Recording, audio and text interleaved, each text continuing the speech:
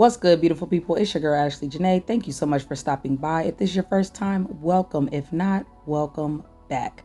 If you've been following along with me lately, you can see that I've been doing a renovation for a 100-year-old home. So it's been quite a journey up till now. We've got a lot of things done. We started with the kitchen. So far we've put in the floors. I put in new countertops, new backsplash. We've prepped the cabinets. We've done quite a few other things. So in this video, I'll be showing you how I refaced my cabinets and reclaimed some old hinges and door pulls. They looked really nice. Here we go. One really easy way to give your kitchen a facelift without doing a ton of remodeling is to reface your cabinets. Now, I sanded this down with 80 grit sandpaper using a rotary sander, and then I followed it with a 120 grit sandpaper, so it had a smoother finish.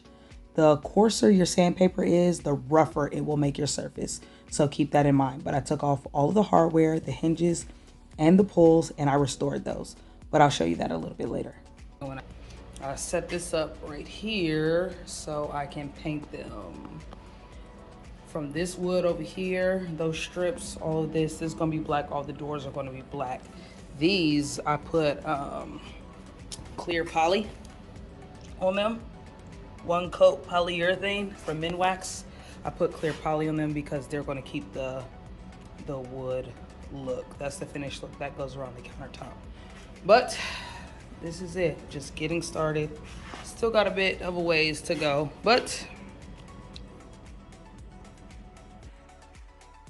painting is one of my favorite parts. It is also one of the most time consuming because you can't just finish painting and then go on to the next part. I couldn't finish these cabinets and then go put in the hardware. I had to wait. And you need more than one coat. Usually two, but sometimes three. But I still enjoy it. I set up this station in my basement so I can lift everything off the ground and make it easy. But I really like this part. Painting is kind of like a meditation. It seems like a lot at first, but then, boom. So I'm just now getting over to the house. New morning. It's 7:15. So a few things have happened. So for now, I think I'm going to start getting the copper pulls and what do you call them? Oh, hinges. The copper pulls and the hinges soaking so I can start cleaning them and see what the doors look like. No lie, this part was probably my least favorite part. This took me several hours. At first I was using a chopstick to try to scrub it. I had a piece of steel wool. I eventually used a scouring pad, which probably worked the best. If I had to do it again, I would just start with a scouring pad to get the grease off, use some goof off, and then use a clean towel. But this took forever. It was worth it though. Like if you look at my handles, look how brown they were sitting in the bucket. And then you'll see how beautiful the copper looked when it was done. Even if you look at those hinges that are over in the corner, they started out that brown color like the handles, and they came out really, really nice. Here they are. These are the hinges and the door pulls, pure copper. And you can see that they're not perfect, but this is the real deal.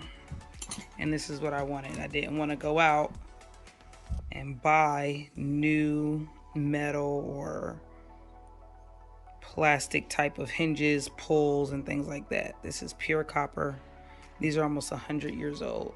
So that's the final result. This is what I used. And this was just getting off the first initial layer of grease and grime. So it worked pretty well. I think now that it's clean for the most part, if I go over it again, it'll look a lot better. I didn't focus too much on the inside part that you won't see, but this is the part that you'll see on the door. So I think up against the black, it's gonna look great. That's it. So after I let these dry, I had to buff them out one more time. And all it took was I have my microfiber towel and I just gave it a nice little buff and it became shiny all over again. Look at that.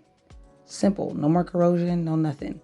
So at first I just kept rinsing and I changed my water, but I realized you just have to buff it. Perfect.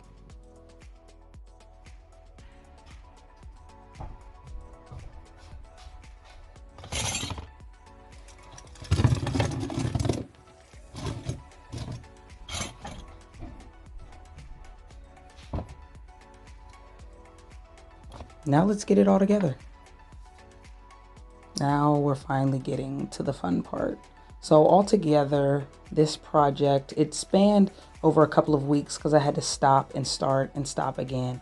I did get sidetracked with a few other builds that I was doing, but this was the fun part because I finally felt like it was all coming together. In total, this probably took me maybe 4 or 5 days max. The hardware probably took maybe 4 hours. So first I soaked a lot of it in Goof Off because it had decades worth of grease and grit and corrosion on it. But then after that, I rinsed it well, used the polish to get the original corrosion off, and then polished it one more time. But yeah, this didn't take too much time. 13 doors finally finished. I wasn't working with a ton of space. I just used the countertop around the sink, but yeah, stood up all the doors so I can make sure I knew exactly where each one went, lined them up, pushed them in, held them tight, and boom, I was good to go. And the cool part about just refacing your cabinets instead of new cabinets or building out your own cabinets, I didn't have to drill any holes. I just followed the outline of where it already was. Simple.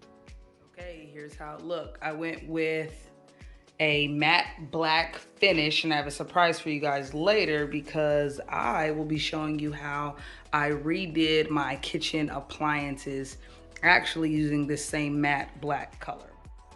How it started. Baby steps. Beast mode.